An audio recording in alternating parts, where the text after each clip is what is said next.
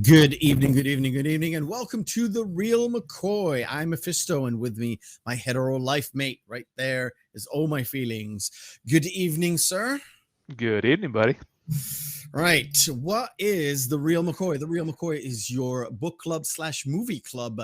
As we dissect every single week, we go and dissect one movie, cut it up into pieces, bring it all back together, and make sure you don't lose any parts in the middle. Right, before we actually go dive in, if you like to contribute to our lovely affair, you can at me on Meffistoe on Twitter, and you can follow me on Instagram, not Instagram, Meffistoe79. You can send me messages, you can holler at me, give me suggestions, comments, all that good stuff. You can do comments, comment section down below in on the YouTubes, and if you have any questions to Oh My Feelings or tell him that he's a rotten, dirty bastard, you can also do that on my DMs, of course. And I will filter it and send it over to him and make sure he doesn't kill himself in the process of hearing such rotten criticisms from you bastards. All right. Last week we did Demolition Man. This week we are going dark, we're going deep, and we are going to duke it out because we're watching. We have told you to watch I'm Thinking of Ending Things on Netflix, a dark drama by Charlie Kaufman. I keep messing up that name. You got it. It's Charlie Kaufman. Is a writer, very specific style writer as well. He's done many things that I've liked and a few things that I didn't like. Main one is Being John Malkovich, right? Malkovich. Yeah, I absolutely adore that movie. I haven't watched it in a while. Maybe it's going to go on the list, but that's going to be 2021 at the moment.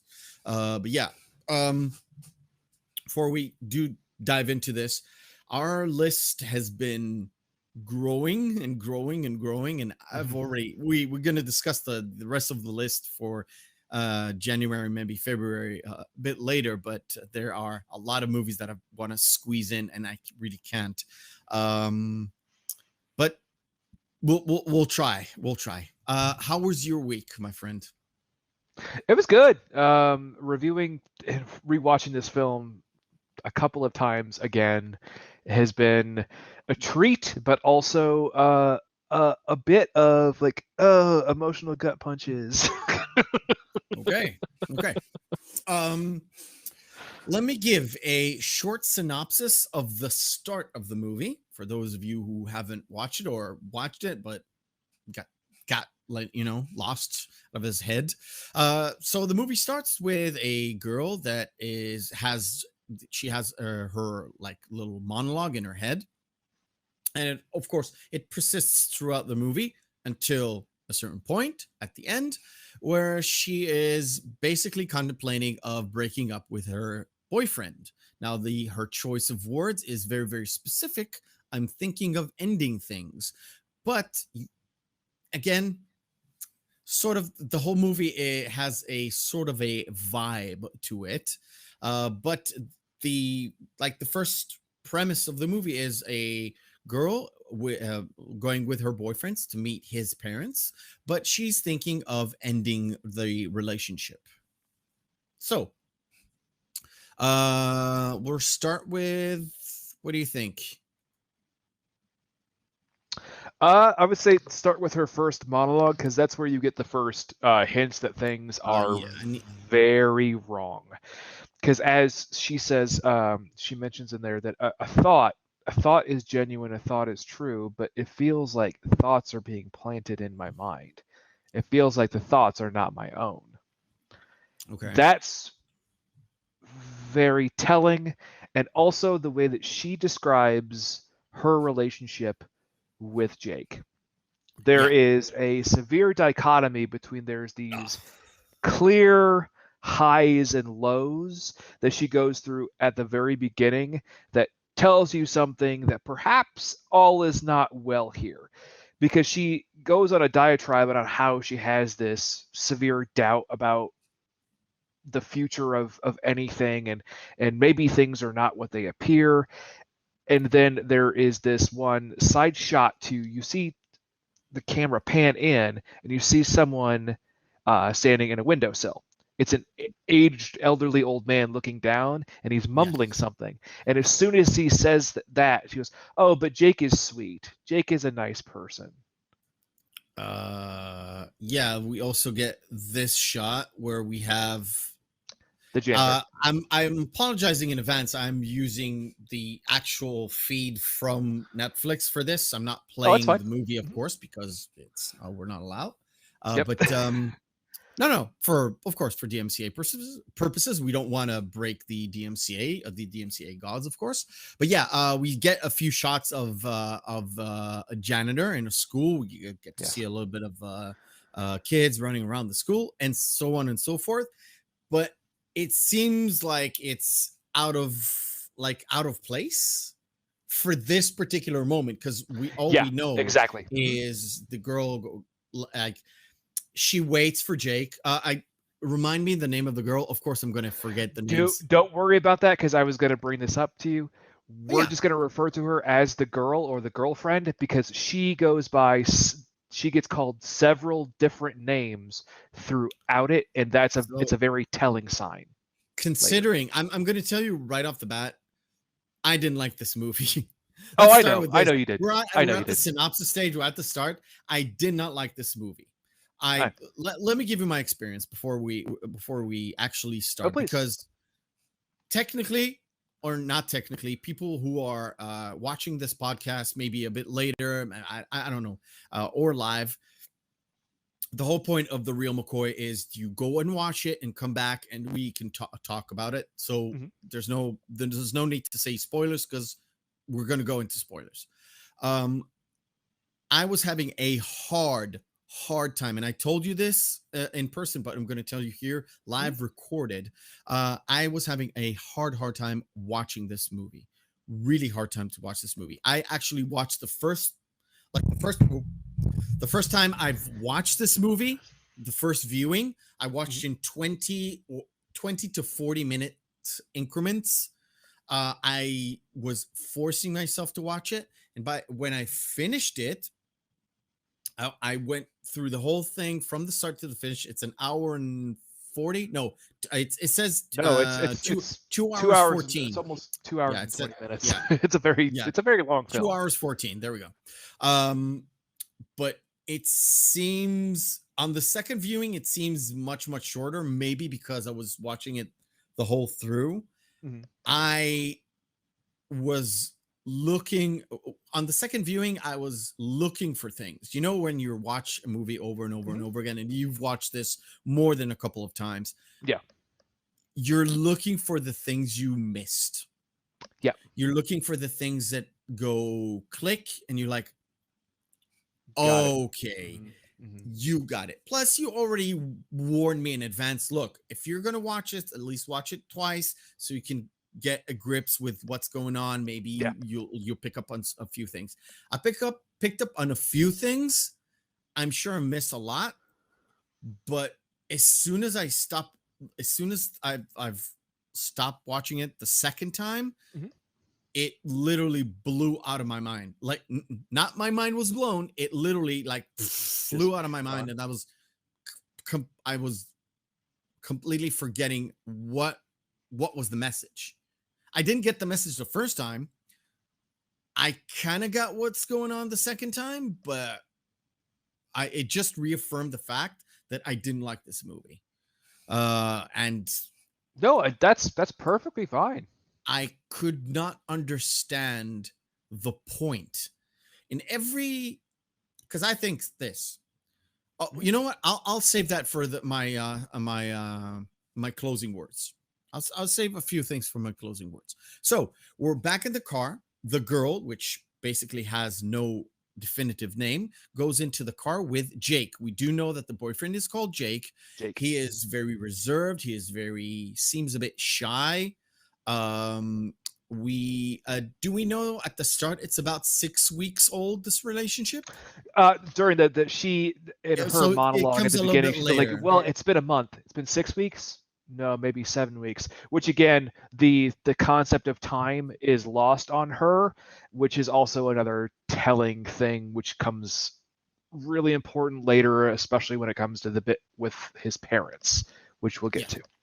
Okay. So now, like, the first monologue she has is about 5 minutes, and then they proceed to go on a 20-minute ride. I mean, 20 minutes in the movie, 20-minute ride, car ride, sitting around her with her monologue that she wants to like end things, or maybe she shouldn't have done things. Maybe Jake is good for her. Maybe he's not good for her.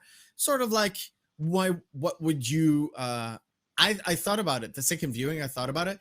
Maybe it's the male view of what a man would think a woman thinks during a mundane car ride. Wow. Nail on the head there, because that's what we find out later. And also during this car ride, you could say that given everything that happens during that whole long first car trip there. First of all, when she goes to pick up her phone, note that she never actually answers her phone once in the film. She only ends up catching what? Messages. And those messages are from who? We'll talk about it later. It's the janitor. Right. It's the janitor. Yeah. The janitor. And when she always sees the phone, and when she looks at her phone, note the fact that she's not the one being she's not the one that is actually being called, because if you look at it, it actually shows the name and it says calling. Yeah, that's right. She's never actually receiving a call, even though her phone rings, because that's also something that pops up later. Did she, when they were sitting in the car, did she allude it's her friend, like It's her her friend. Yeah. girlfriend or something. Yeah. It's her girlfriend. Yeah. I think she said something about, oh, she's calling me, or she said something about maybe a roommate or a friend, something her like friend. that. Yeah. And I was like, okay, she just doesn't want to answer her right now. I just didn't get it. I don't get it.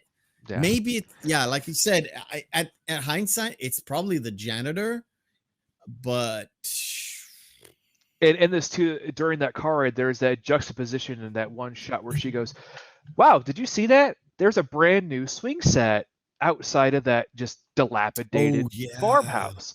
And that's another big bit of symbolism in this, the dichotomy between youth and old age, and how Jake, and inevitably the janitor, hates the fact that he is becoming aged, that he's aging out of everything, and that he's losing everything, and that it's again this the sense of loss and regret that is inherent in his character.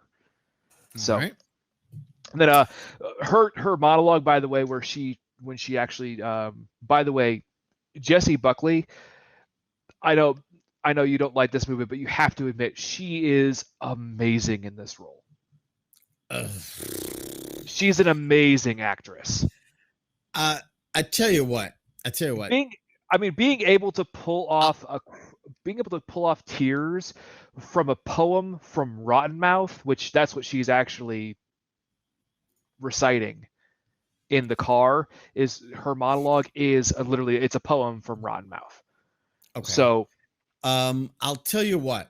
The thing is, it's not an issue of her. It's an issue with Jake, the actor that plays Jake. Again, I'm not gonna get his name because I don't know. Jesse Piemas. Okay. Piemas, something like that. Piemas. In everything I've seen him in, he's always either the creepy dude or the psycho killer dude. He was in, I think I've seen him. The first time I've seen him was in Breaking Bad, and don't want to spoil the whole show for everybody, but at some point he kills basically teenagers, and with a drop of a hat, like that. Yeah. And you were like, he has the face of a psycho. Well, I know him. Of a psycho. Now, originally, cut to the end of the movie where he accepts a Nobel Prize, and he goes out to his to the singing portion. He's not really singing, and somebody else sings, and he lip sings again. But it's so, I think either they wanted it to be a miscast, as in they looked at his face. The casting director knows that he did fucking a psycho role in Breaking Bad, so they brought the psycho face and did a whole other something out of this, out of his element, in terms of sort of doing a musical, but not really. And it seems to be so out of touch with everything else. Mm-hmm. Well, and we will get to that, but you're absolutely right. Again, there's that juxtaposition of the way that Jake views himself and the way that the world views him. There are completely different things. Yeah. So now I want to touch upon something that I thought would be important, but it ended up not paying off, or I didn't pay attention for two viewings. The door. It's a bit rough to see. The basement, yes. The basement with the claw marks here and the claw marks there. At the house. Mm-hmm. That's from the outside, not from the inside. I would expect from the inside. This is from the outside. This is somebody trying to go down the basement, not outside of the basement. Tell me about this, because I didn't get this part. Okay, well, we skipped over a lot there. There is. I told you we are going to skip plenty, and not because I hated the movie, because we're trying to not No, go I'm just saying through that there's every no, single there's just a scene. lot of really really important bits in that car ride. We will get back to. I'll provide a short synopsis very quickly, but just to explain the door is that door when she finally goes down there, that is the real Jake down there. Yeah. That's the janitor down there. Okay. But You know, when why people are is trying to claw to claw you know in? how people are trying to, when they're claw marks, they're trying to get to somewhere, right? What do you think that is? That's So they're his trying that's to. his mind trying to reconcile itself with everything that he has been a failure at, everything that he's lost, everything that he'll never do. So he keeps it locked in a basement, right? So it's In an a proverbial imagery. basement. It's his imagery about people trying to pick his brain and Yes. see what So makes him tick. they're trying to get into who he actually really is. And that's Oh, why it's guarded and locked off. okay. I get it. I get Yeah. it. Yeah. I just thought maybe it's his repressed mind because it's him down there, right? I thought it should be his repressed mind trying to go out and trying Get to out. tell Mhm. people how he's feeling. That means the claw marks should be on the inside, not the outside. Outside. Mhm. But you're saying that he just keeps people out Out. Yeah. and they're trying to claw They're in trying to get in unsuccessfully to try to see the until real him. until she goes down there. Goes on. Yeah. And then but real quick for the car ride, there are a whole bunch of real telltale signs of what the real big breakthrough is in this. After she says the entire she goes through the entire poem from Rotten Mouth. He says, "Wow, that was really beautiful. Um, I think you wrote that for me.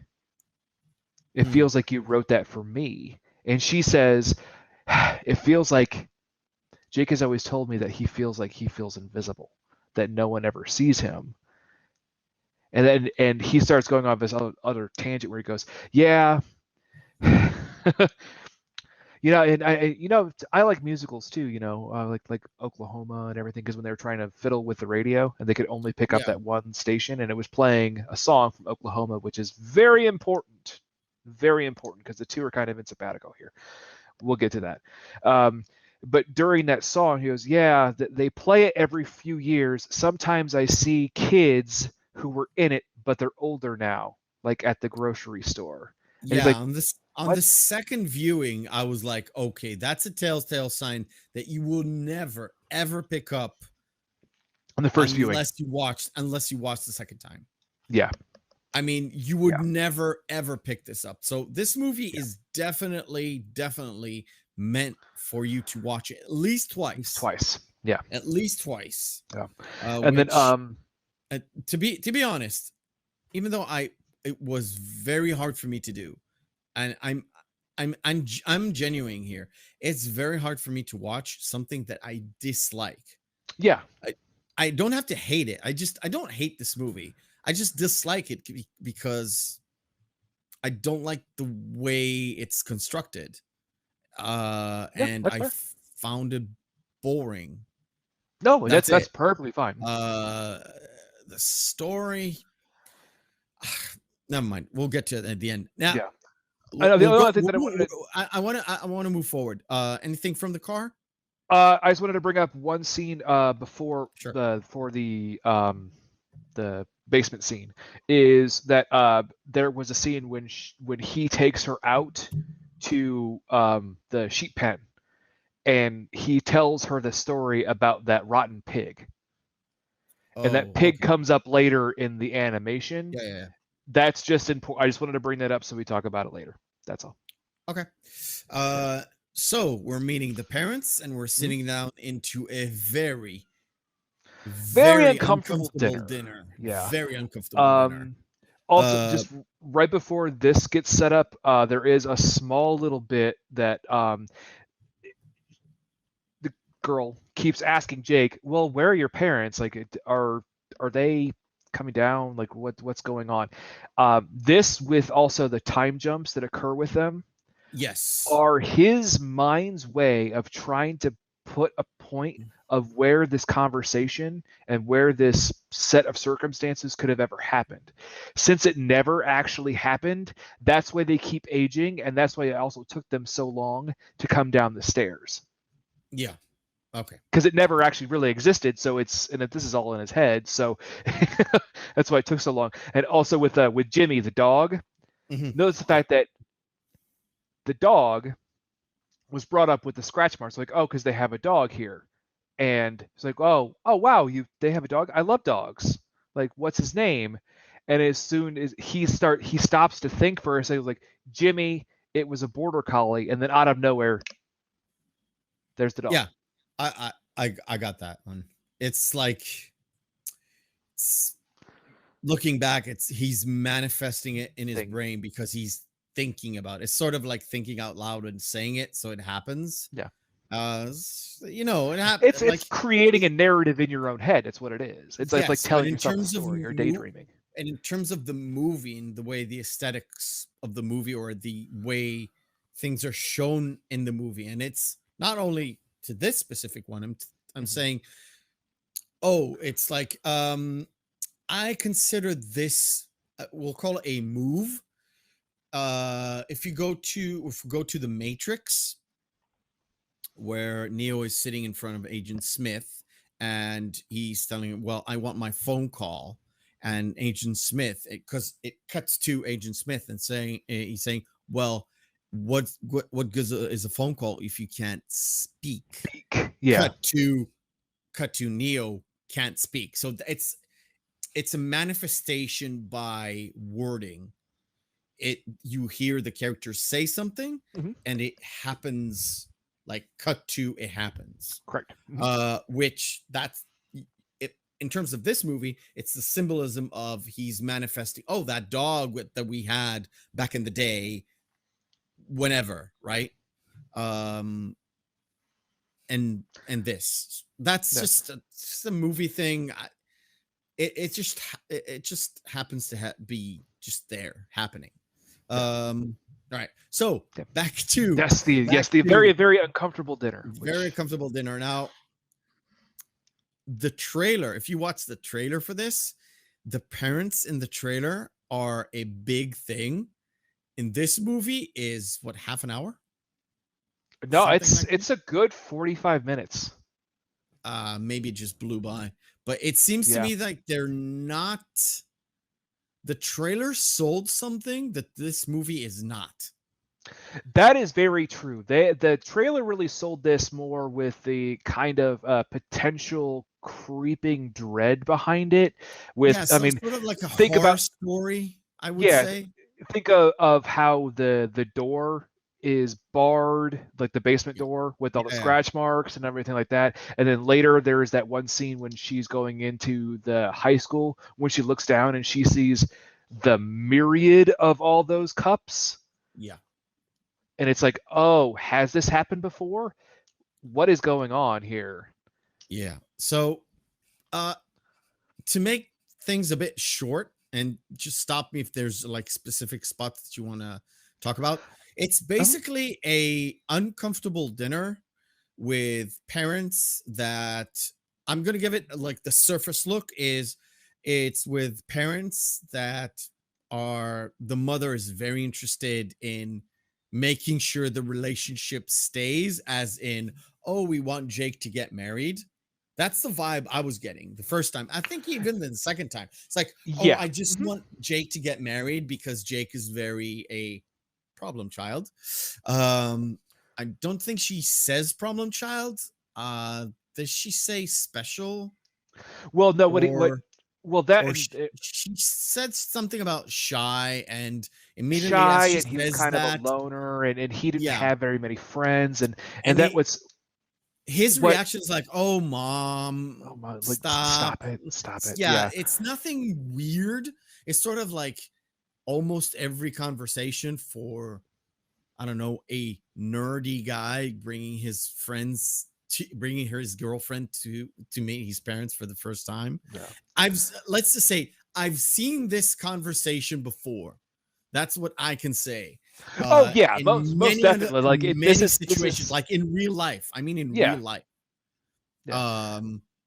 I was just gonna say the one thing that really sort of stands out in this, and that's kind of like if you're watching it for a more a critical view, is her showing the photos of her paintings for the first time to his parents and explaining those, and the fact that when his mother first meets her, she calls her Louisa, not Lucy.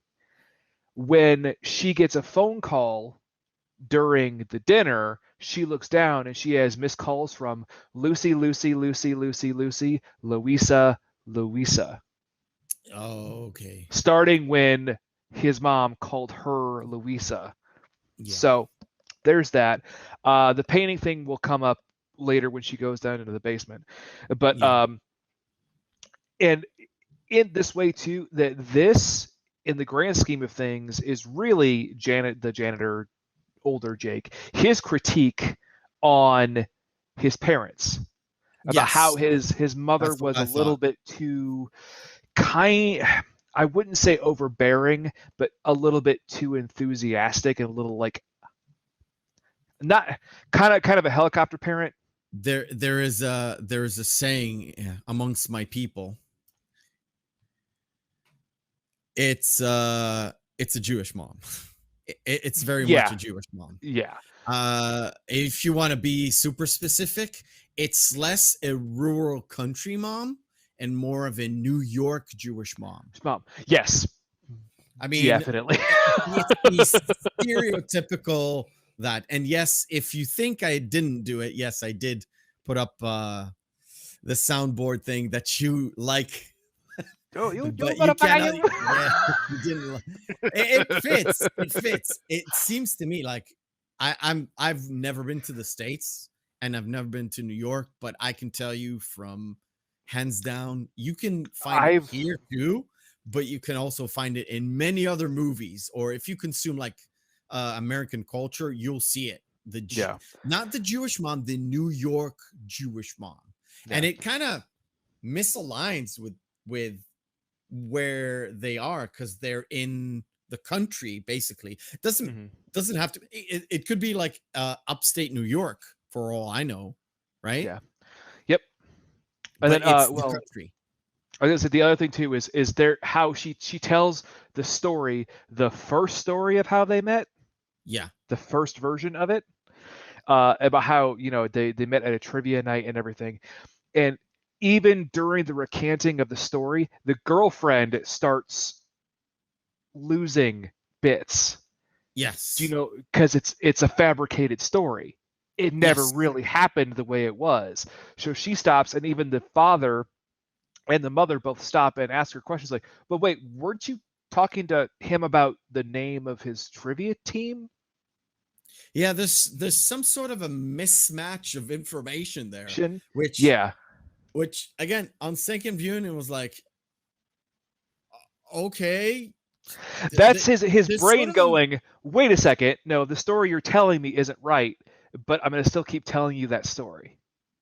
Yeah, but it's a lot of, I would call it a misfiring. And you can tell it's like, it's again, if you take everything at surface level, it's sort of a made up story just to placate them, get rid of them, placate them, all that stuff.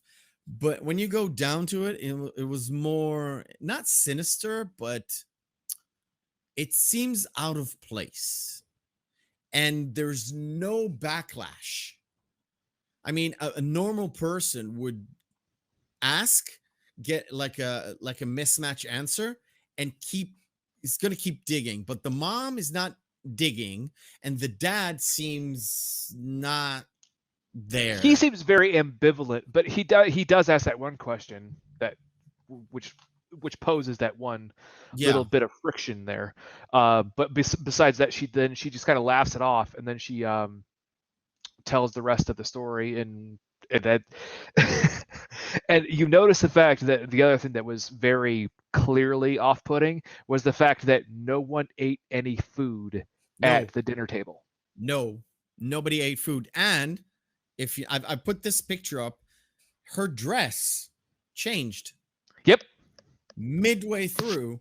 Mm-hmm. She was wearing her like her Bill Cosby sweater and her like stupid cotton dress, and that during the story it changes into a I would call this a fashionable dress, but a more appropriate attire for a dinner party, along with full makeup Got and the pearl necklace and all that stuff. and the pearl earrings, and yeah, That's where things kind of that's where the movie kind of starts to go a little bit into the what the frick is going what on the hell's here. going on?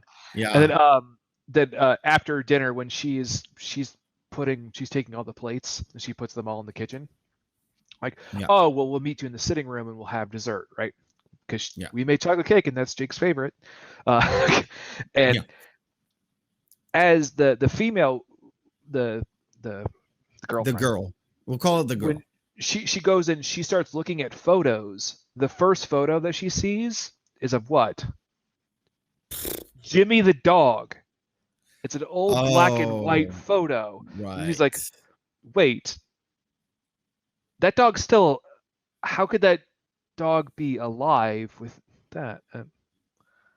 Yeah. Then Again, she looks, then as she soon walks, as soon as the dinner party ends and you see things kind of change without there a material change. Oh, I need to get dressed for dinner. Comes out with the full dress. It just happens, and Yeah.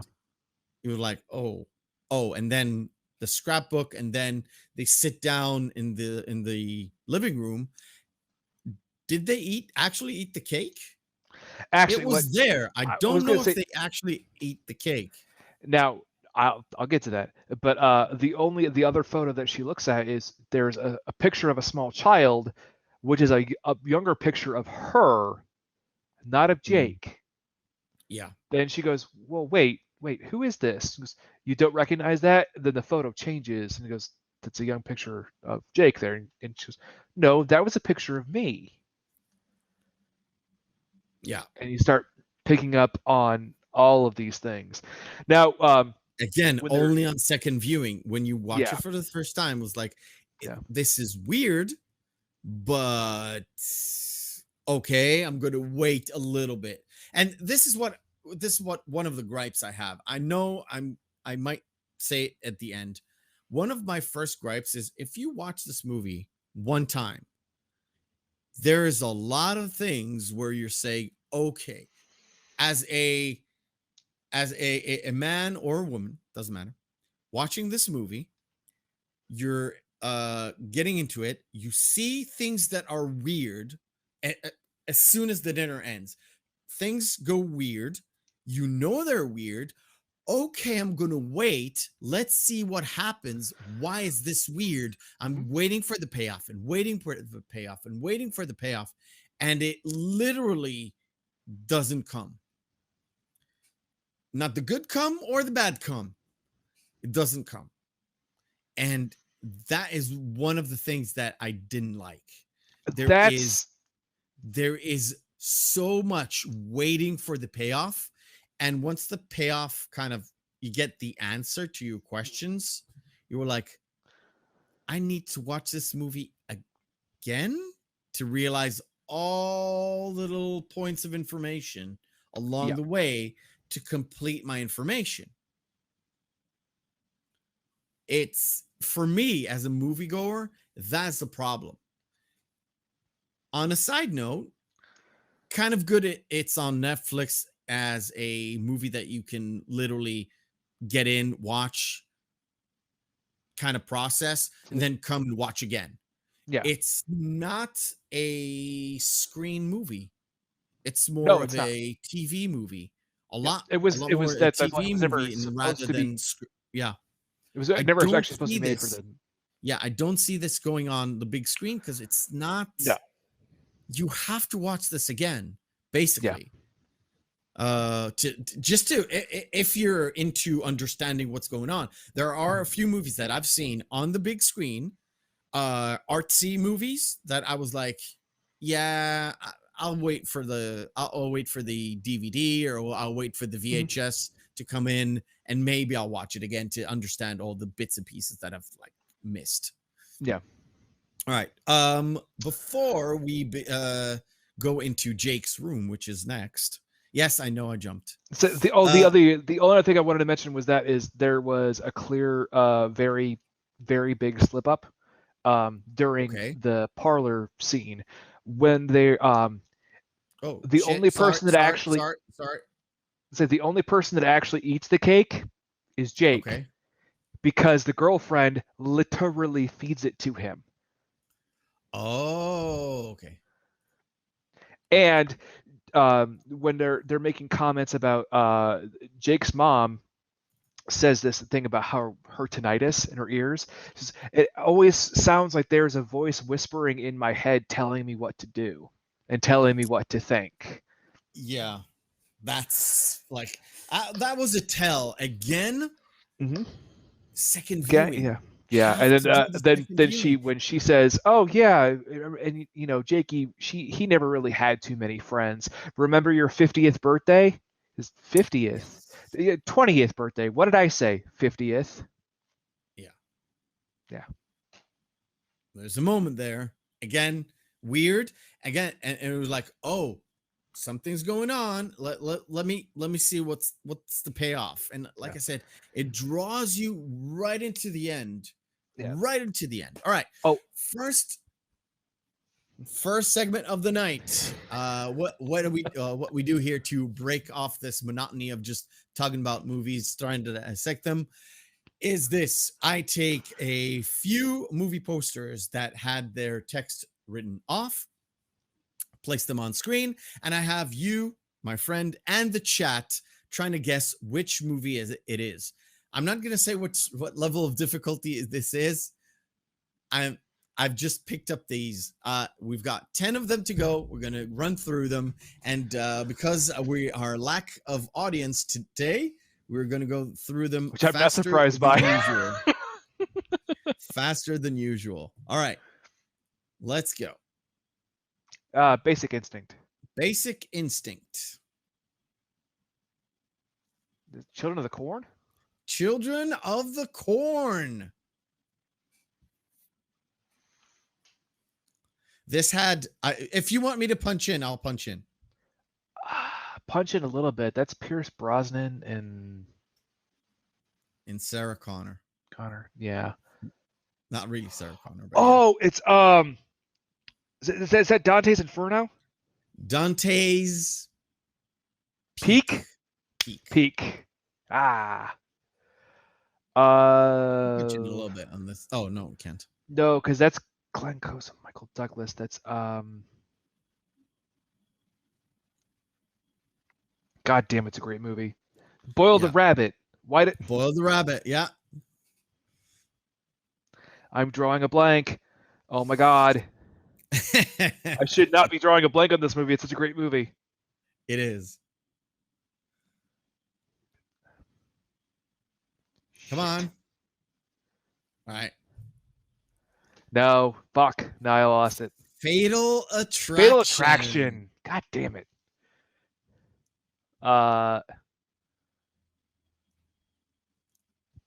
It's not. Is that Moonlighting? Not Moonlighting. That's a really young Nicolas Cage. That's a very young Nicolas Cage. And a very old Cher. That never bothered her, by the way. Nope. I do not know this one then. This one is Moonstruck. Okay. This is safe, by the way. This is safe. Species. Took a second.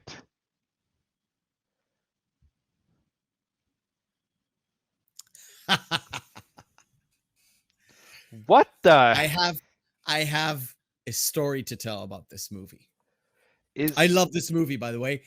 Not a lot of people have seen it. Not a lot of people know it actually exists. Is that Boomerang? No, that's not Boomerang. No. Oh, god damn it. That's one of Eddie Murphy's like really deep cuts, isn't it? Yes. Yeah. Nah. This is The Golden Child. Holy This is shit. the movie. No. This is the movie that Eddie Murphy did instead of Ghostbusters. Wow. Did he ever think that was a bad fucking move? We're going all out on Michael Douglas. Douglas, yeah. I haven't the slightest idea. Want me to punch in? It's the trio No. again. Same as last week. They're not chasing any treasure in this one. No, you've got me. I have absolutely no idea. This is the War of the Roses. Never seen it. it. Is particularly nice. That's just Twister? Twister. And last one. It's like but it's very, very, like I said, that fucking James Bond smirk is just the most off-putting thing about it because it's completely out of context. Look, also, how is he firing everything if he has one arm over here and other hand on a gun? How is he piloting? Not even piloting this. Yeah, I know. This movie has so many variations without text. Is insane, by the way. Is that License to Kill? No, it is not License to Kill. It is Sean Connery. Therefore, it is very, very not License to Kill. I am not very well versed in Bond films. Okay. I'll be honest with you. Yeah, I know. That's why I put it in there. Yeah. But also, it had so many variations. I had to like, oh, this is this movie again. Thunderball? Again. No, not Thunderball. Thunderball is with Roger Moore. Die Another Day? Connery. No, it's not Die Another Day. I'm just gonna keep naming them until you stop me. Stop. Already stop. This one is you only die twice. You only live twice. Die twice. You only live twice. Okay? It has a very iconic theme song, but also a very iconic thing. Do you know the part in Austin Powers where they have the drill with going down and has Mr. Evil with the suit, right? And the henchmen kind of defend the people coming from the outside and having a fight inside that big room. This is the inspiration for that.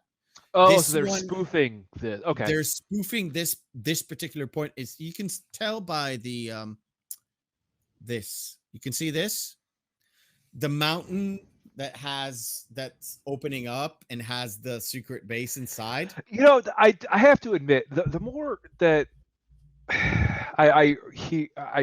again, I'm not very well versed in James Bond films, but the more care that I see that they actually put into Austin Powers, I'm like, well, maybe that movie isn't so atrocious.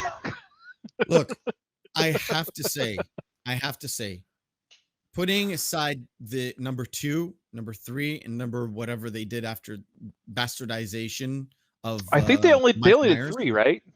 I think they did 4. The Spy Who Shagged Me and then Goldmember. The Spy Who Shagged Me, Goldmember, and there's another one. I think.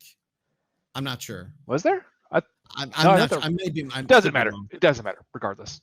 Anyways, the first one was so good. Because it paid homage to everything that is Sean Connery Bond. Not Roger Moore, not Roger Lazenby, not Pierce Brosnan, not the later ones. I mean the ones that Sean Connery did and how iconic a few things in them were. Mm-hmm.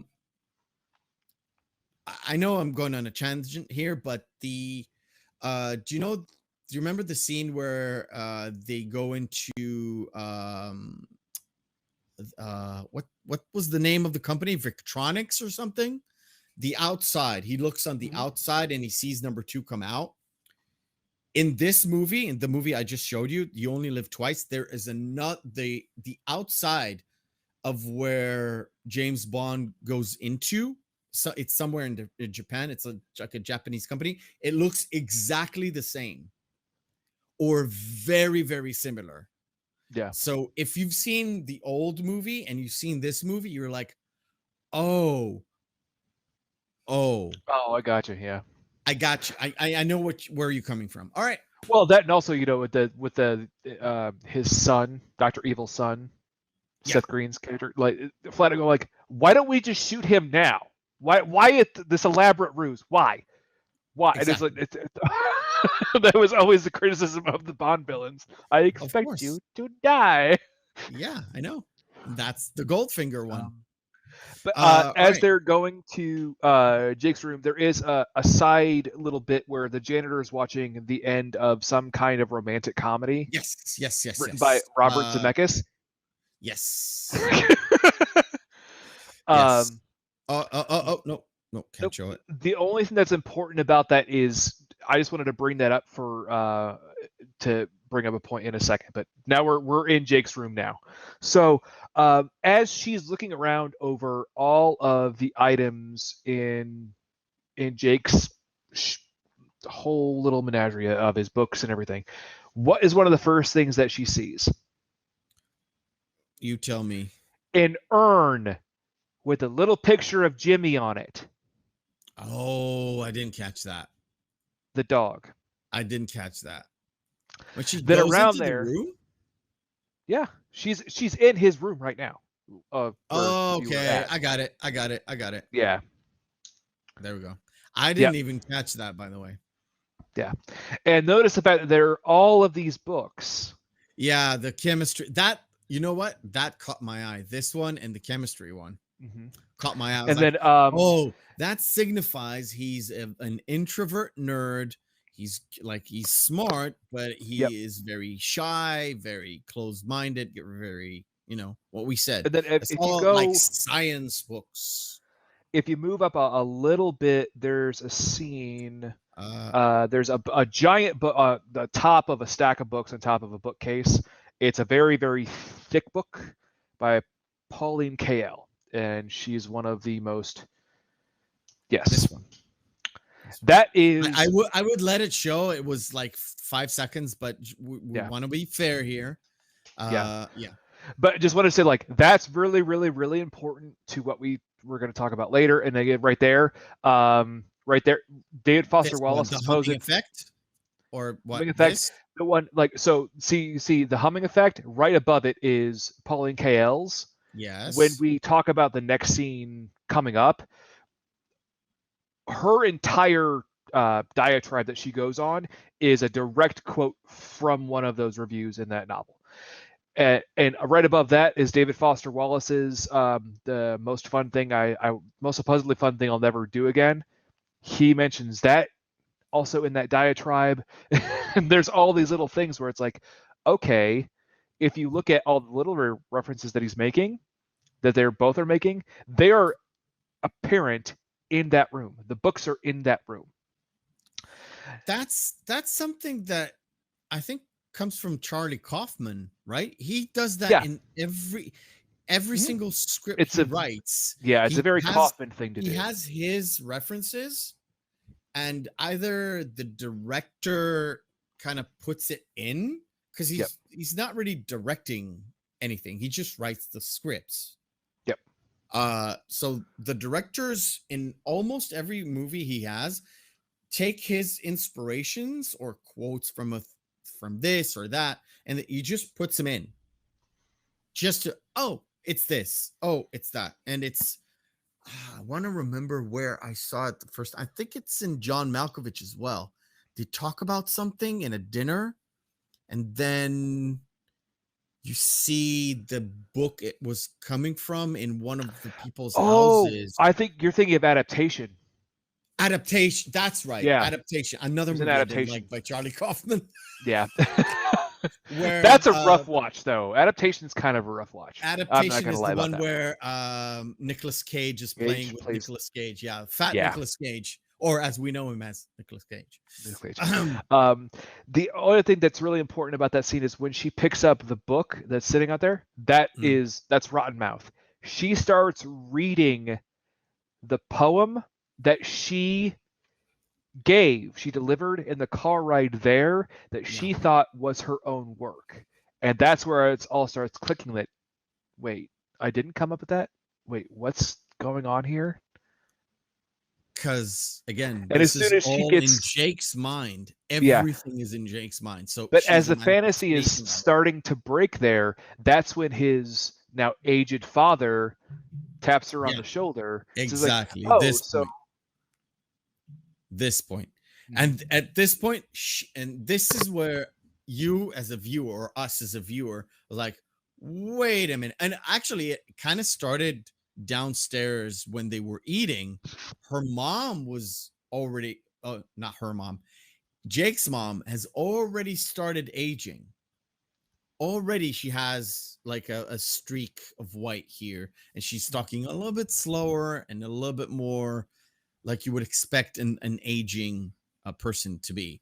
And the father he's talking to her as if Jake has left the room, or he's not living there. But you would think, okay, so he's talking about like in the past.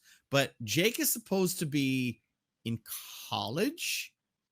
The young Jake is supposed to be in college. That means he's like 19, 20, like in his early 20s, maybe 22, maybe he could be maybe 26 at the oldest if he's working on his doctorate. But the room is the little boy's room with older books. Like with notice the fact that there are signs on all of the doors. Yes. This is because the dad explains that they have Alzheimer's, so they can't remember which room. Yeah, because it's like, well, I'm going to the thing of what's it called? Yeah. You would you would expect she would understand he's going through like deterioration of the mind. That's what we expect. But at dinner, he was fine. And also, I don't know, he looked 20 years younger. Or even 30 years younger, maybe. Yeah. So the next scene, basically, she tries to understand. She goes to like find Jake because the room was weird to her. Mm-hmm. And she finds Jake feeding his mom, taking care of his mom.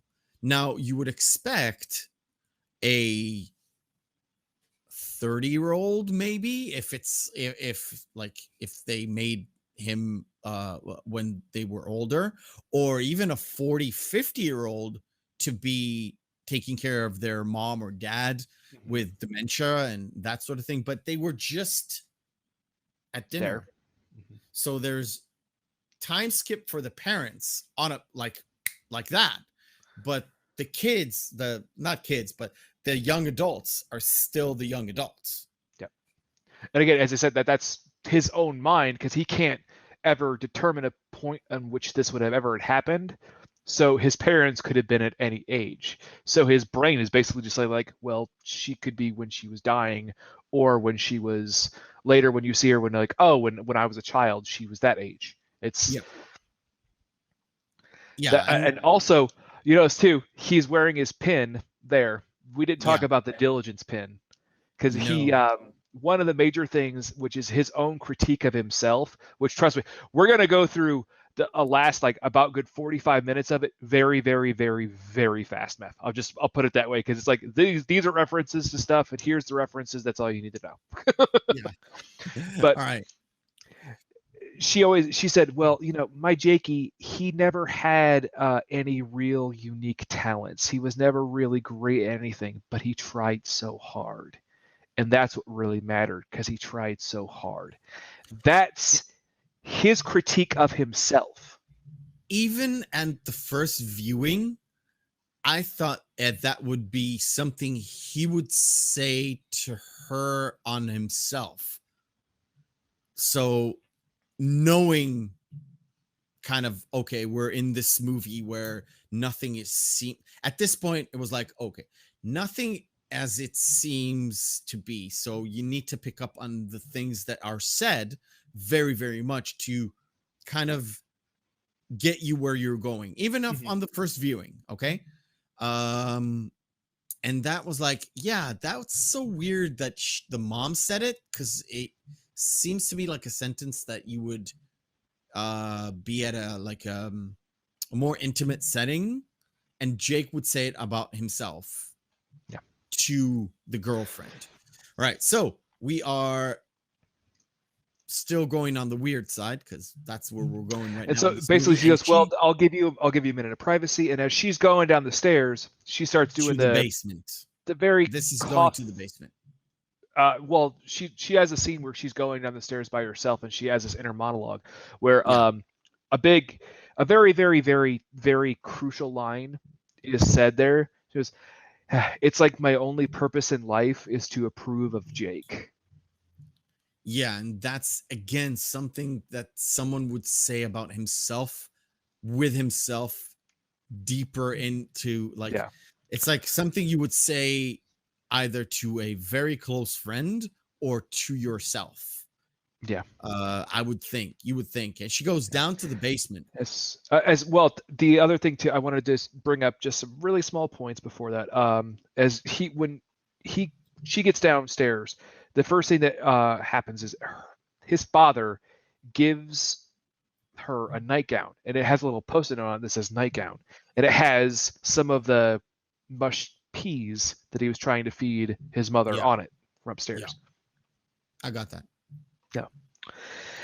At that time, though, what he says is he tells the story to his dad, the story of how the characters in the movie the janitor was watching. That's why I brought that up. Oh. The story of how they met and how they fell in love. That's how he tells his dad that story then. So again, it's like, wait, no, that's not how you met. You met at a trivia night. Wait. Yeah, I know. And I was like, okay, I get the symbolism here, but yeah, it's to me it was like trying to tell you something and show you something, and you don't get the final connection until the very end. But again, the whole thing is built out of like it's like a little breadcrumbs that it gives you along the way. But when you get to the payoff, is you don't remember all the little minutia details. You have a general feeling of what the hell you were going through. That's why I'm trying to push it forward into the basement, downstairs. You were saying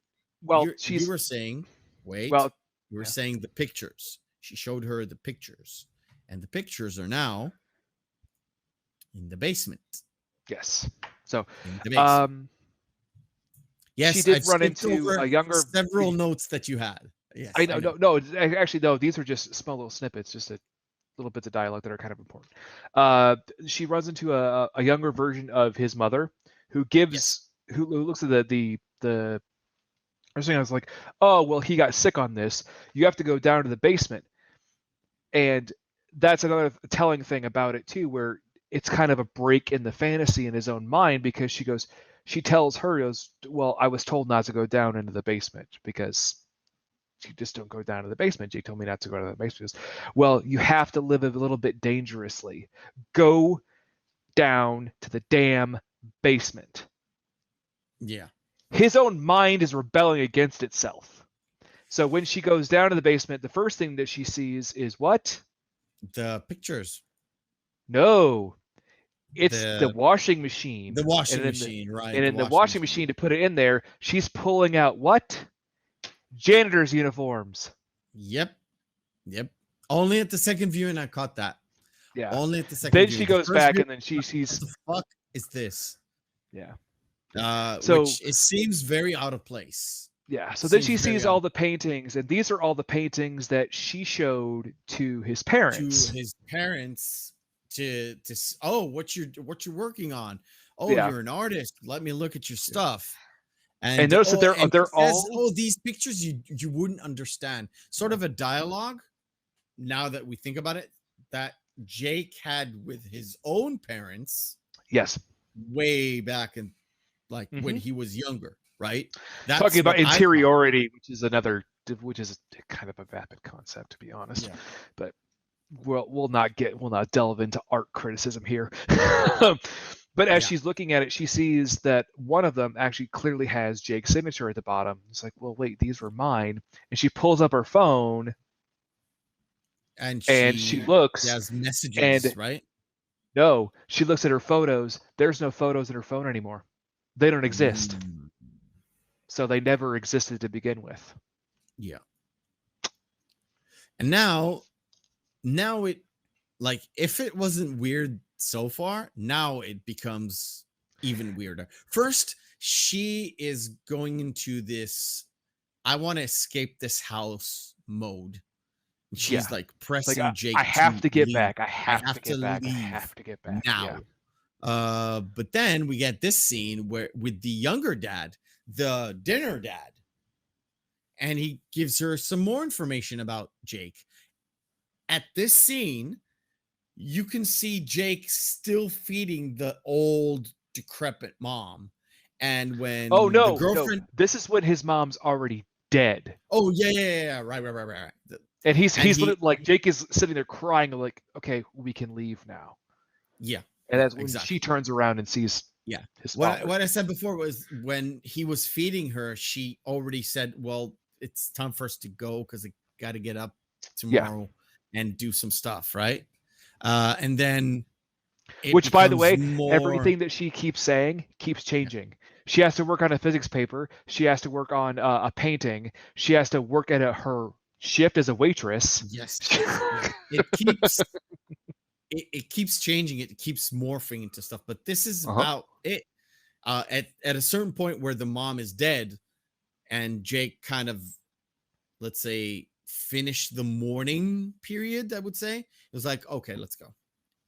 And they get the chains on the wheel. Tire chains. Yeah, the tire chains, which is something that us who never lived in a icy environment will You've never had any kind of, like, anything below what, 4 degrees Celsius ever? No, we had a few. Like, look, we had a few bits and pieces here and there that in the high mountains, like in Jerusalem, where it's on the mountains, you can get a little bit of snow. Yes, in the mountains, far removed from where I live. You never get. Well, basically one time in my lifetime. Yeah, in my lifetime, there were the winter of 92. Yeah, winter of 92. We had not really snow. It was like itty bitty hail that, because it was so cold, once it like landed, it was, instead of this small bit, it was this big, but it was covered in snow basically. So it hailed, but it actually collected like snow. So we made a snowman, but it was actually an ice cube man. And that's about it. Snow, not so much. Well, dude, I could tell you a myriad of stories of how terrible winters I've had. It is literally 21 degrees on the AC here. Outside, it's about 27, and it's hell. 27 with like 60, 70 degrees humidity at night. Yeah. It's not fun. It's not fun. So, snow, they go out to the snow and they drive and they have a conversation that is, to me, was very vapid. Okay. Sort of she criticized him about his parents and he gets super annoyed. This is actually, this is a bit where we can skip a lot. Because this is basically like, hey, have you read Pauline Kael's critique of A woman under the influence? No, then you're not gonna get this whole fucking point, because that's what this all is. Because they start talking about the visit and whether or not it was successful. You know, the people that I like, if people I like the people that you like, then everything's good, right? Then they mentioned a woman under the influence, and that's when Jessie Buckley, who plays the girlfriend, does her best Pauline Kael impersonation, which she just, by the way, chef's kiss. By the way, I do not know Fantastic who stuff. Pauline Kael Like is. one of the best film Never heard of her. critics ever. Oh, she's a film critic? Yeah, I definitely don't like her. yeah. She's amazing. She's absolutely amazing. I definitely I have a healthy disdain of any film critic, Yeah. including myself. Okay. So basically the only real important thing about that is after they talk about John Cassavetes and that entire role is when Jake has that one moment of a break where the fantasy is snapped for him. Yeah, he because gets after annoyed on the stupidest thing. Well, because she delivers that whole thing and then she just basically shuts him down. It's like, oh yeah, your opinion is stupid, and here's all the reasons why it's stupid coming from Pauline Kael, like a woman that he clearly respects because he had that giant novel of her critiques. Yeah. But the thing is, he starts then has a little bit of a break there where he again kind of rallies against and rails against the night, where he goes, well, that's not fair, because he starts stating about how God was not supposed to give you more than you could handle, and he's talking basically, this is the janitor talking through him about how, well, this isn't fair. I never got what I wanted out of life. My life's kind of a joke. Everything, like I have all these massive regrets. Yeah. And then we go to Tulsi Town. Yeah, Tulsi Town. So at the middle of all this, like, to me, it was just it was equivalent to the same conversation that they had while going to the parents, but without all the symbolism in the middle. Yes, without anything. It's just dark everywhere, just into the night, and suddenly Jake is like, I want like an ice cream or smoothie or whatever he wanted, and the girlfriend says, we just had cake. We just had cake. Didn't consider me a sugar junkie? Yeah. And they go into this ice cream shop, and I don't know about you, I don't mind eating ice cream in the wintertime. I really don't. No, it's fine. My wife, though, is like, why do you want to eat ice cream during, like, it's freezing? I'm not eating anything cold. To be fair, Mrs. Beth, your interpretation of freezing is like, oh, it's a nice spring day for me. No. No, she's like, she would never eat ice cream during the winter. I, however, would like eat a milkshake or an ice cream. I don't mind it. I like it. So this, to me, in an area where it's definitely cold, it doesn't have to snow or anything, but on the cold side, I get it. I kind of get it. I just don't understand why. The only thing in this part of the movie where I kind of see where what they're trying to tell me is the fact that Jake believes he's invisible. Because when they go into the counter, he takes 2 steps back, and while the conversation happens, he takes way more steps back. He just, like, he talks to the girlfriend and he gives his like commentary, but like that's where he like takes a lot of steps back.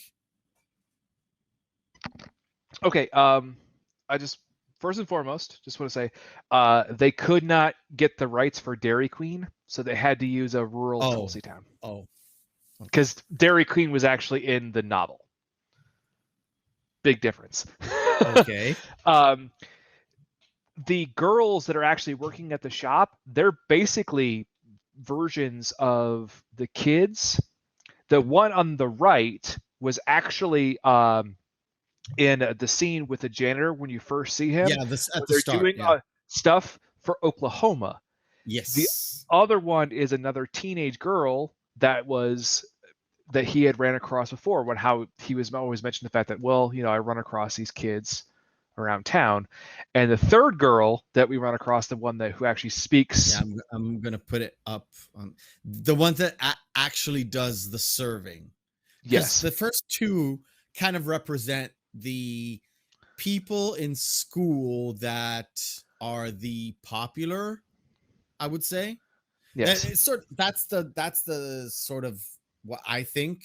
So yes, he is projecting the two popular girls that yeah. he can't really approach because they would never give him the time of day. Well, no, these were these were kids at the high school who, if you pay attention to what she says, it's like, oh, well, that kind of beauty has a certain kind of harsh cruelty to it. Yeah, Because you know what they were doing? They were mocking him. They were being flirtatious with Jake to mock him, and that's what he is recalling, is the fact that yeah, these girls, because he's a janitor, these yeah, girls were fucking with him because yeah. they're bitches. I mean, So the girl with a lot of scars on her arms, Mhm. uh I don't know if she represents a facet of Jake that wants to commit suicide but can't really uh No, there's actually a go full. through with it, There's a or shot where he is actually the janitor is walking down the hallway and she's walking past him. okay, She's this girl, actually just the yeah, girl I just just showed on the another screen. yeah, she's just a girl that he had ran across. But he had mentioned the fact that he had met a lot of people in his life that were these children, and they had this happens on the next ride, but I'll just get to the point Yeah, here. Um, a lot of these children that have some kind of that were the loners, that were the outcasts, that were the weirdos, that had something off about them, they carry that sadness with them. And as I see them later throughout the years going to the grocery store or going to Tulsi Town, yeah. I can still they still wear that kind of invisible sadness, and it hangs around them like This a face. millstone around their It's neck. this face. We all know this Yeah. face. Does you can change the girl, change it into a guy, whatever. We Yeah, it's know like this it's face. regardless of gender, regardless of sex, Yeah, regardless doesn't of matter. race. Sorry. Yeah. The features, the emotion you see here on the face, that's what he's talking about. And he's talking And like about that in the car. Like they get this massive, like big gulp style fucking ice creams. it's like a blizzard of a DQ, but actually Tulsi Town does exist, and burrs are a real thing. They're Okay. they're basically Okay. it's just ice cream mixed with whatever you want it, and they made Oreo ones, which by Yeah. the way is the best blizzard flavor. Okay. So I can't say you're there you wrong, go. but so they go to the car and that's super dark. Super Yeah. dark. You can basically can't really tell. You can see their faces and she's eating it. He slurped it and that's it. He goes, I forget how sweet these things are. Yeah, and he says it's too sweet, and he puts it in the cup holder, and it starts to drip, and it drives him fucking crazy. While Yeah. she's trying to be like rational, I know It's like, it's his in his mind, mhm. but she represent his rational mind saying, "Look, don't worry about it. We can just toss it, right? We can just toss it out the window. Who's gonna know? It's dark. It's the middle of the night. It's snowing. Who gives a shit?"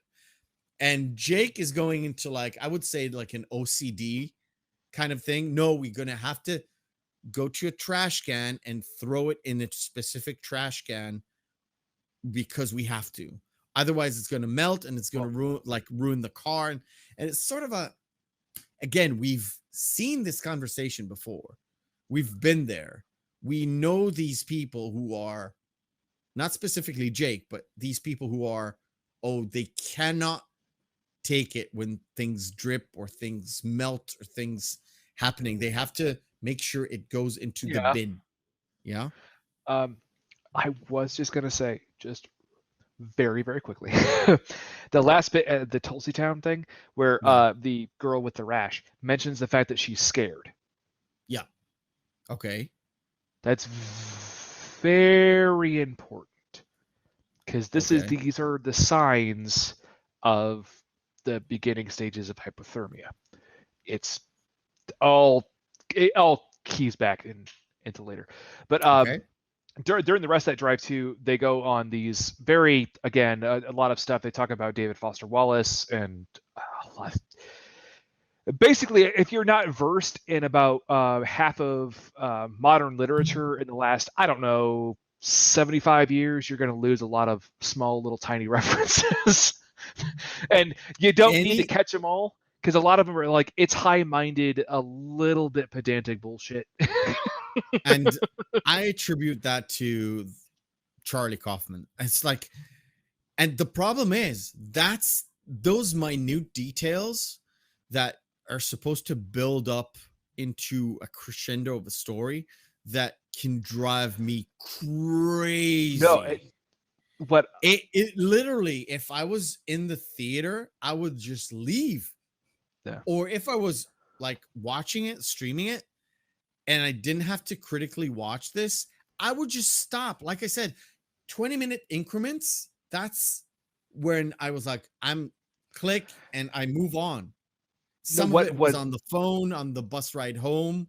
As soon as the bus stopped, I just stopped and just moved on with my life. That's the points where this movie loses me. Yeah.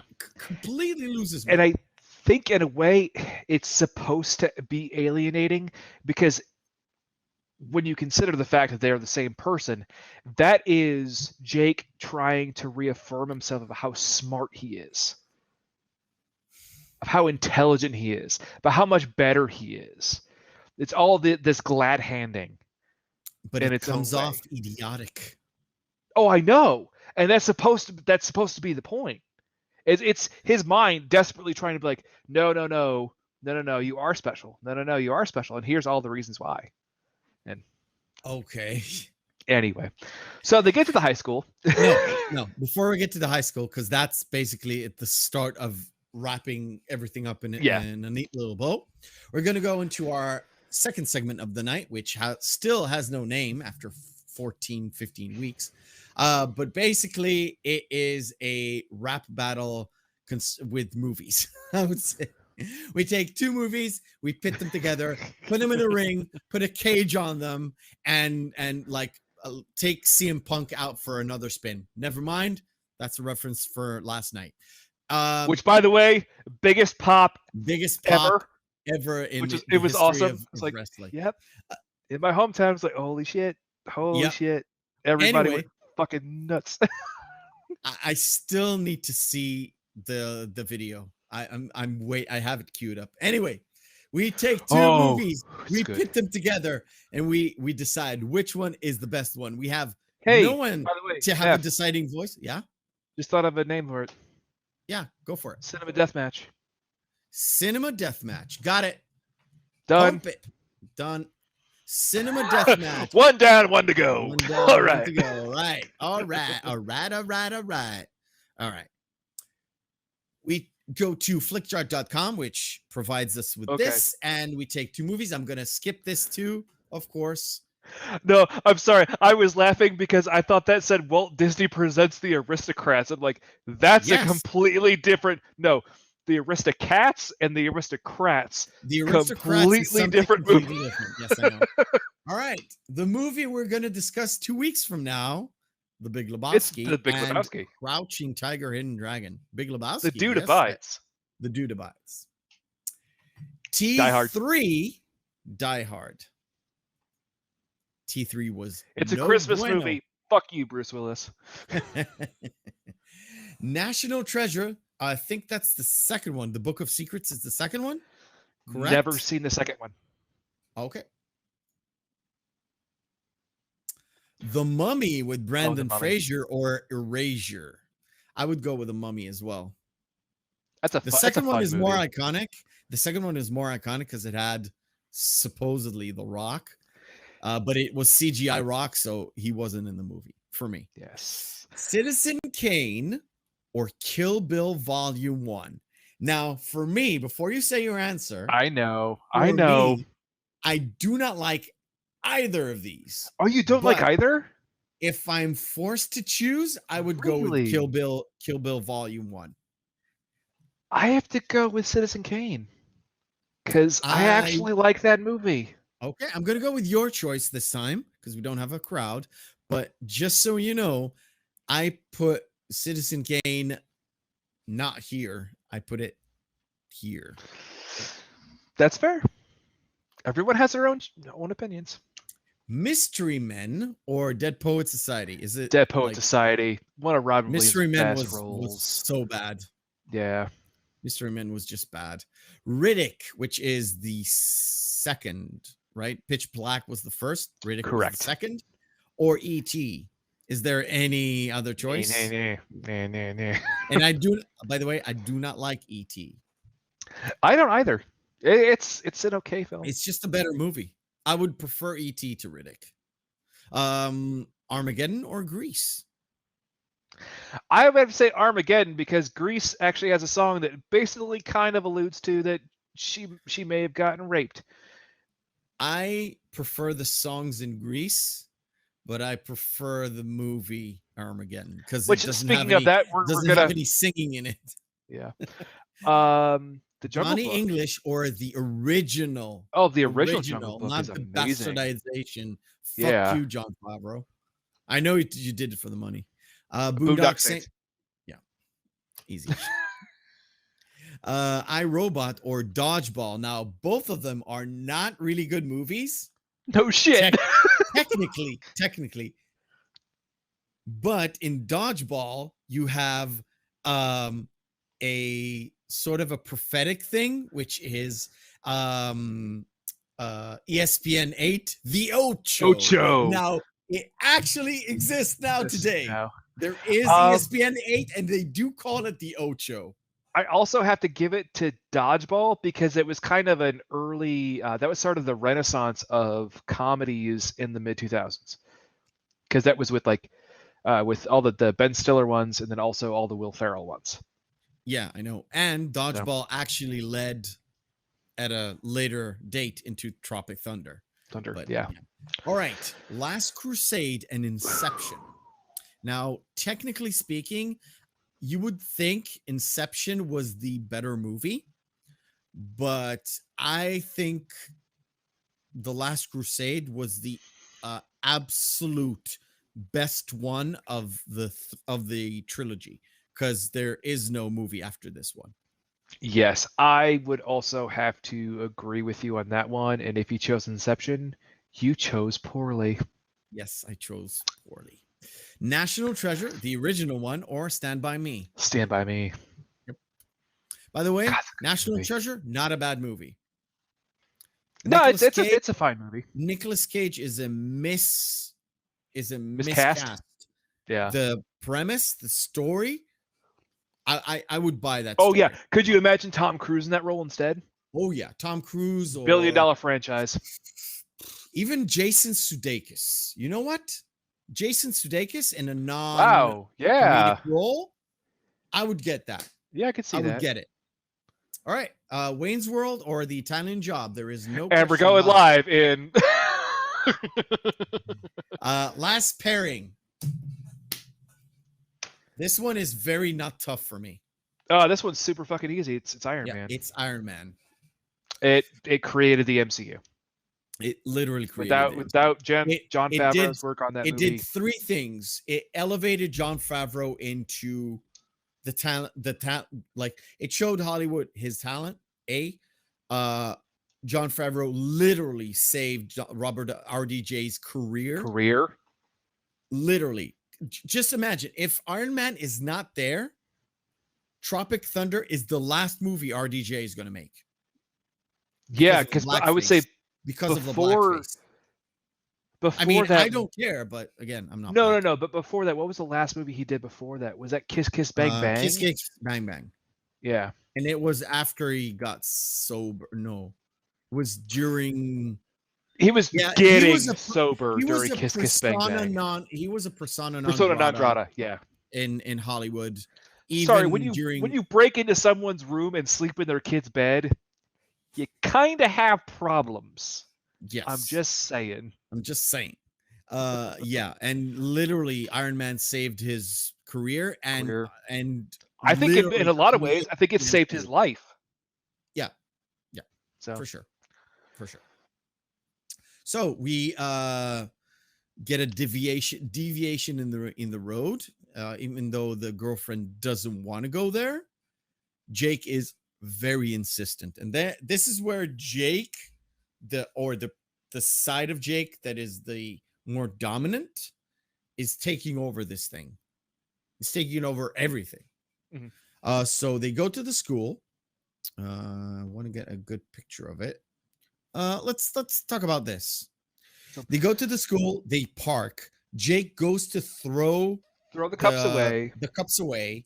He finds that the bin's full, and then he goes to he's like, oh, well, there's a loading dock out back with a dumpster. That's where he throws the cups. So then he comes back, and they have a conversation where she flat out tells him, I've been telling you this whole time, I wanted to leave. I wanted to go back home. Just, back to the farmhouse? No, to my home. Yeah, exactly. And this is where I thought it would literally go into like crazy mode. I thought at this point, do you know the part where he goes crazy because things dripped in the car? I thought this is the moment where Jake snaps and something's going to happen in the school. I was like, okay, he's deviating from the road. Mm-hmm. The excuse is to throw away the garbage, which he can literally do it on the road. I know it's a no. It's you're not supposed to throw out things out the window. I get it. But they're also driving in the middle of a blizzard too, so it's like you could kind of middle of the night, excuse it. Middle of the blizzard. The girl needs to go home. You need to go home. You definitely do not need to drive in this blizzard. And you're going off road to what? So I was thinking, okay, either he's gonna like snap and kill her, or he's gonna get snap and kill himself. That's my mode of thinking. So he goes away. She waits a while. It seems to her very weird, but then he comes back. But then he goes away again. Yeah. Well, because they have a conversation where he mentions, "Baby, it's cold outside." Yes. Song was like, yes, a song about rape. Exactly. I mean, and they debate about it for a second, and then they kind of reconcile again, where he concedes that he also concedes in his own mind, because this is again all in his own head. But it's like, well, yeah, I could be wrong about things, and she could be right about this. That's like, so that's how a give and take in a relationship would work. So then they kiss, but then he has a flash of someone watching them, the janitor watching them. So he goes, no, that's not right. And what do you say? I know all about that. That's perverted. Yeah, and he goes away, and she goes back to the car. No, she goes, what did you say? She goes, oh, no, that's not right. That's not right. I have to take care of this. So he takes the car keys out, and he goes into the. And she sits in the car, and she gets cold, and is like, "Where's Jake?" And she goes into the school. But she while she's doing that too, during that little scene by herself, she even has a thought saying, "Well, hypothermia, in a way, it's not a bad way to go." Yeah. Which alludes to a little bit later, but she goes into the school. Everything is lit, and suddenly she hears a sound, and she gets scared, and she goes into this corner, but it's like it's the janitor. Old man, cleaning the it thing up. And this, I'm just wanting to give you this where you see in her face, she's very frightened. Mhm. And again, I was expecting something to happen, something, but nothing happens. Well, Nothing ever happens.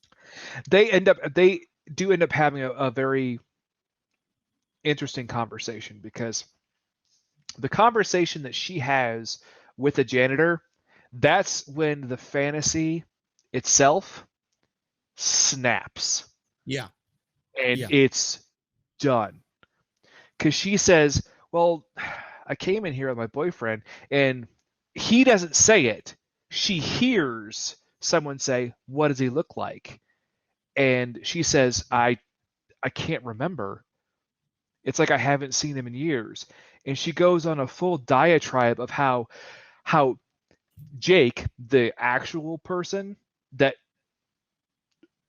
Yeah. basically how he had built her up in his mind, this girl, what she really would have probably thought of him. Like, this random creeper was just staring at me all night. I just wanted to go out to a trivia night with my girlfriends. Going back to the original story of how they met, Yeah. they never actually met. Yeah. It's his manifestation. Yeah. And then this is where, again, if the movie didn't lose me by this point, this is where I was like, Okay. Well, I was I was I'll done. explain I it. was literally done. Mhm. And twice, like I said, I watched this twice.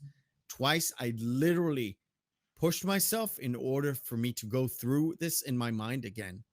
She, without saying anything, she meets him in the hallway, right? Well, they have the janitor and her have the end of that conversation where Yes. he tells her, well, no, everything will be fine, and you just have to. It's that one warm moment between basically who he is Yeah. and the fantasy that he has in his head. Him finally going, okay, it's time to let this go. Yeah.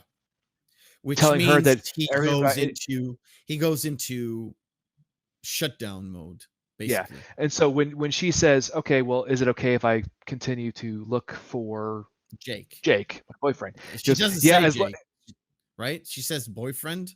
my boyfriend, yeah. She says, well, as long as you take off your shoes. Yeah. And she has been wearing the slippers from his parents' house. He was like, Yes. and you know what she says to him? Uh, These are yours. yes. That's right. That's right. That's right. And of So course, we when get she, yeah, yeah. we So get when she turns and sees that version of Jake, and then the two dancers move together, the whole dancing bit. Do you know what that is an entire reference to? Because no. I have it's no idea. Oklahoma.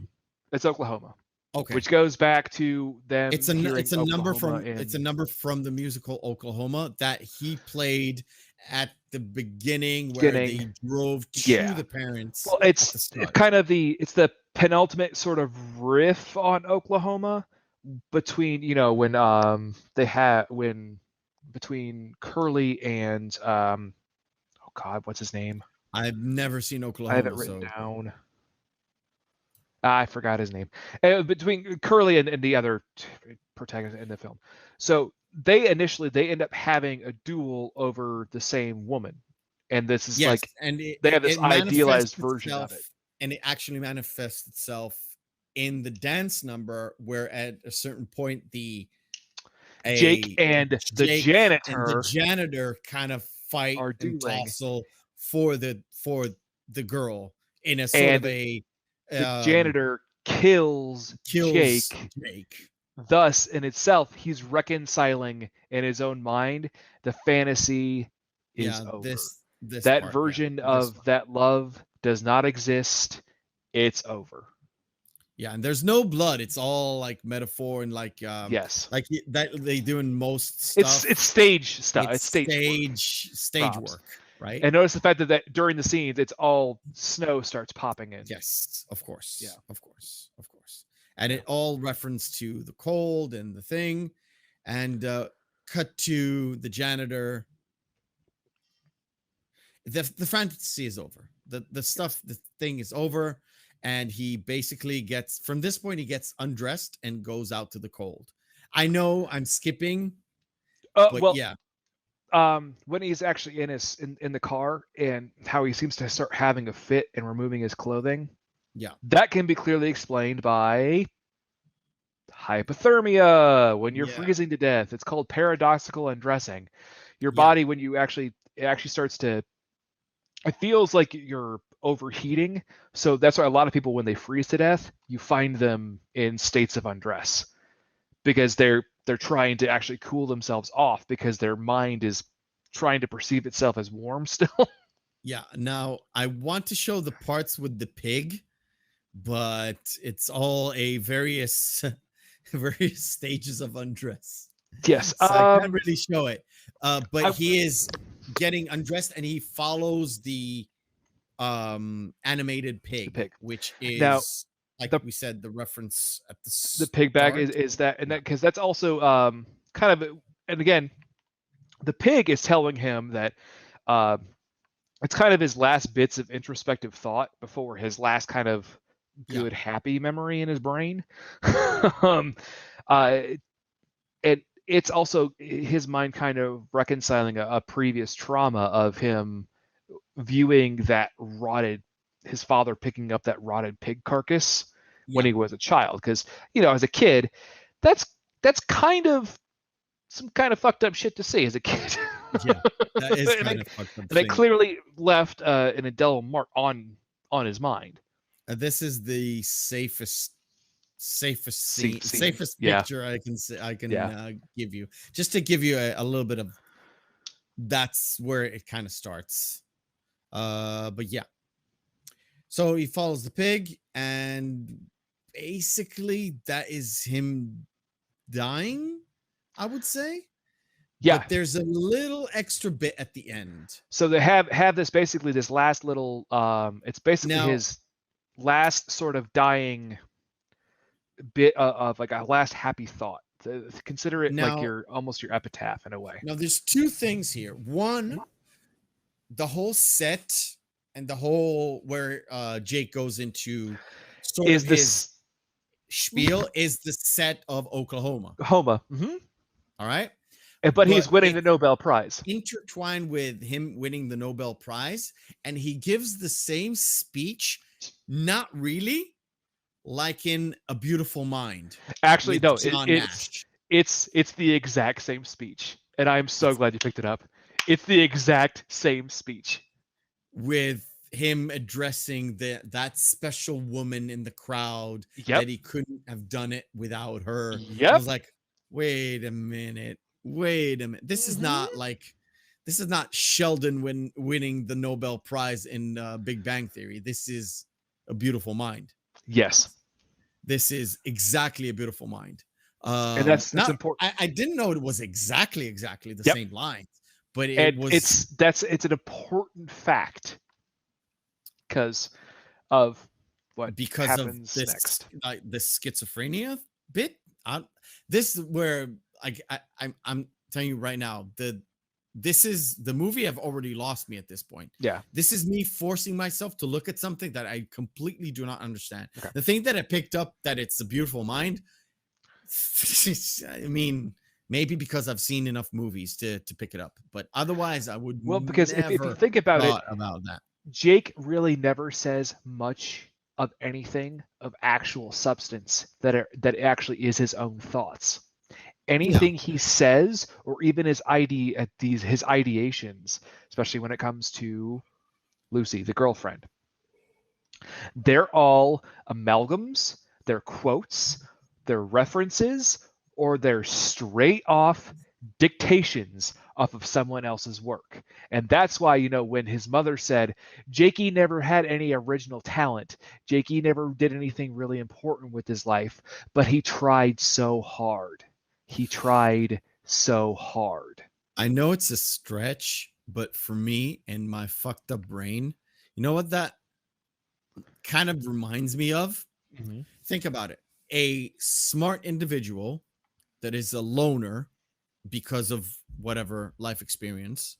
And he doesn't have any original thought, but he is very quick to quote books or movies or that sort of thing. It is very much like Good Will Hunting. Will Hunting. Yeah. That's true. Very sort of different, but yeah, Good Will Hunting, because Robin Williams character tells him that he is book smart. He can tell me, like, you can tell me whatever you want from Shakespeare and quote me a love sonnet and something like that, but you haven't really loved. Yeah. You haven't lived enough because you're young and because you're inexperienced and you are book smart instead of smart. So that's kind of like Jake, I would say. In a way, yeah. But that's very like much so. a little anecdote that you could say, oh, Meffy, you're off. Maybe. No, actually, no, That's you're pretty spot on. Yeah. That's But that once that the ceremony is wrapped up, he sings one last song, which is from Oklahoma, which is Lonely Room. Again, I haven't seen Oklahoma, but I guessed it just because of the settings. And notice the fact that, but the Lonely Room, it's his room. His room as a child. His room from his house. Yeah. Yeah. Because you can tell all the cycle, the globe, and the specific books, or the sign that says Jake's childhood bedroom. Oh yeah, that's true. That's also true. That's true. That's also very, very true. Like but as he sings that, and the giant crescendo at the end is it fades to white. Which is the sky blue. Yeah, the white. Big bright light. Yeah, in the sky. And whatever. It goes to just the frosted over truck out there. And yes. Yeah, that I in just the wanted end to show it exactly that. This. Yeah, that alludes to the fact that the old man is dead. Frozen. Yeah, is dead. Is dead. Yeah. Yeah.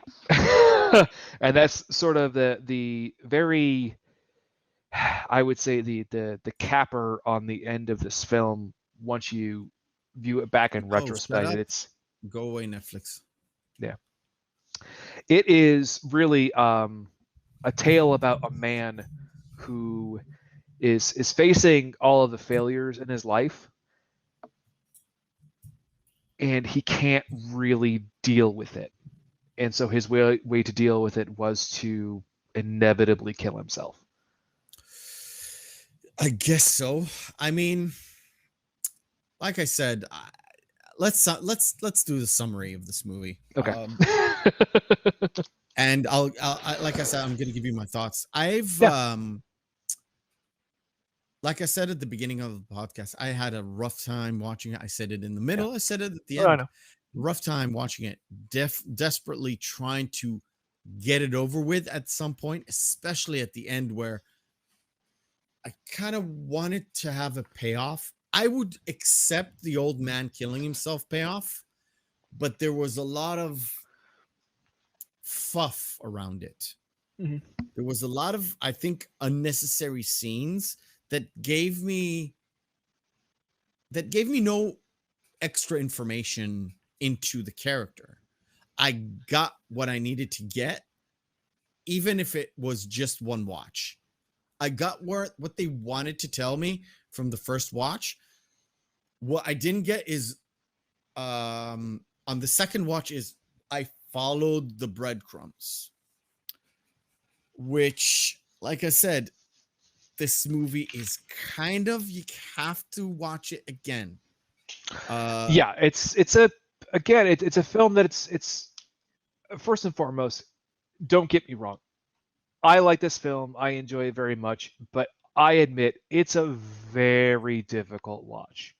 Yeah. Especially if you have no frame of reference to what they're referring to on either of the drives, be it the literary references or the film references. If you do not know what they're referring to, it is extremely difficult to get through. It plods at its paces in a lot of ways that his other films, especially being John Malkovich, doesn't do. Yeah. That being said, I really think it's a if we take Charlie Kaufman, it's less being John Malkovich and more adaptation. adaptation in Schenectady, New York. Yeah, It's connected in New York. Yeah, that's right. yeah, That's right. Another one Yeah. of these movies that I didn't like, Yeah. couldn't get through. It's very hard for me. Like, look, I don't know if you can see the chat, but the chat says, Oh, I know. The chat, Biffer's. Biffer Jesse is Buckley, into I thought this. was Look, Biffer. This is why we have this podcast. And Yeah. I told this to all my feelings. I said it. I said, look, you love this movie. I don't like this movie. Let's put it out there. I know it seems like you're forcing me to undergo things that I don't really like, but that's okay. That's fine. That's what we have the Reel McCoy to talk about this, to get the crowd into this. Let them have their own. Maybe they, like, Biffer really likes this movie, apparently, from what he says. I didn't. You can see, again, if you watch this a second time and you follow the breadcrumbs and you go like, wow, this really blows my mind. Yeah, that's right. That's where we get the interaction. That's why you have 2 pages plus of notes just to get all the little breadcrumbs, the uniform of the janitor, the pictures that are there in the phone, and then they're on the floor in the basement, and then they're not on the phone anymore, right? All these little things that kind of give you the man's way of thinking, I would say. Again, going back and forth, Jake representing one facet of his brain, the girl represent another facet of the brain, the interaction between those characters with other characters, the mom, the dad, the two cashiers, which are basically the students, the darker student. All those facets coalesce into the life of the guy, his way of thinking, and why he is at the point of endless depression, I would say, or I don't want to call it, basically the ultimate decision to end the life or to continue the life. Mhm. And by the time the girl walks into the car, the decision has already been made to end it. If you go back, I'm thinking about ending things. She goes into the car. Yeah, it's done. Yeah, and what I did want to say is, if you take it under the context, if you think about it in a frame of reference, in the fact that the entire narrative outside of what the janitor experiences, besides his one interaction with the girlfriend, is him actually dying in the car. So all of the misfires and all of the things that don't make sense, and all of the the stuttering and the stories that don't add up, then all of a sudden something appears out of nowhere. It's his synapses, his last final synapses firing as he's dying. Yeah. And as I said during the podcast, and Biffer literally said it again, that Jesse is the next Ted Bundy. Oh, yeah. Jesse has been cast to this because his look, his mannerisms, I don't know how he is in real life. He looks like a fucking psycho. Like a real psycho, like a serial killer. He looks he also does the part. He is not a serial killer in this, but the movie, if you watch it for the first time, it kind of leads you there right into the end, up until the fact that she meets the old man, and there you're like, okay, this is a big total shift. It's not this. What's going on? Numbers, like dance scene, Nobel scene, pig scene. We get it. I will say that real quick. Side note, Biffer, I will not subject Meffy to watching Woman Under the Influence. I put him through hell. Like, maybe next year at this time, give him a full year. Yeah, we would go. We can go a little darker, but not. I too don't. much. I don't think we should watch anything by John Cassavetes for a very, very, Oh, very, no. very, very long time. No. No. But we'll see. We'll see. I'm open to stuff. I mean, I do enjoy my dark stuff, but it has to be good. This one, Yeah. in my opinion, we're looking at 5 out of 7 here. It's not good. Yeah, again, it's completely up to everyone's interpretation of the film. And See, and Biffer said his favorite scene is the Dairy Queen scene.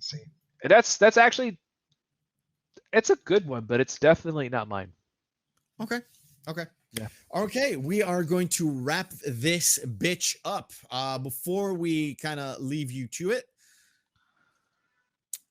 on Twitter, Meffistoe at Meffistoe. If you want to send me some stuff, DM me, tweet at me, whatever you want, suggestions, movie suggestions, all that good stuff. Just remember, we have a list up until New Year's Day, and it is set.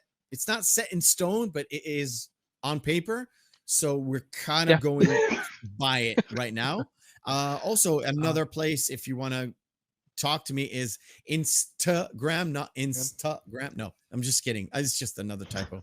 Instagram, if you want to at me at Meffistoe79. I kind of use Instagram to push all of the Reel McCoy stuff, and I use Twitter to do everything else. So the gaming, streaming, all that stuff that I do on the other channel, I do that on Twitter normally. That's how I kind of run it. Because I'm not really versed in like social media and all that stuff. But all the stuff that you want to say to me, talk to me, whatever, my door is super, super open. Next week, we've got a special one. Kind of want it to be at the same date, but August 29th is Judgment Day. So on August 28th, on Saturday, we're going to discuss Terminator 2 Judgment Day. T2. We're not going to cover Terminator yet, but Terminator 2 is very important because of the date. August 29th, 1997. That's Judgment Day. So next week, please go watch T2, go watch Arnold, whatever you want to think about right now with the whole freedom thing. Do whatever. I don't care. I judge him by the movie. I judge the movie, not Arnold. Yes. And we will discuss T2 next week. Anything else you want to add?